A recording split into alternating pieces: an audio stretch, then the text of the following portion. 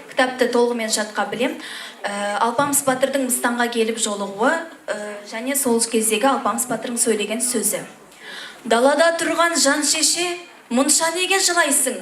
Айтпаймысың сырыңды, шығарайын мініңді, басын кесіп дұшпаннан әперейін кегіңді, аман жүрсем табайын кеуілдегі кіріңді, жылай бермей шыныңды айт, өлтіріп мен берейін дұшпандық қылған еріңді. Сонда кемпір сөйледі: күткенім шырақ сен едің, қамқорым сенің мен едім. Жеделі байсын жерінде, қоңырат деген елінде, бай бөрінің жылқысын тайшыққан алып жөнеді. 40 балам бар еді, 40-да бірдей нар еді. Алдынан шығып жылқының таласқан соң малына бәрінде тайшық өлдірді. Сол балалардың шешесі мені Мыстан дер еді. Ашылған баудай гүл едім, сайраған қызыл тіледім. Кеше күндіз Құдайдан Алпамыс сені тіледім. Келеді деп есітіп жолыңды тосып тұр едім.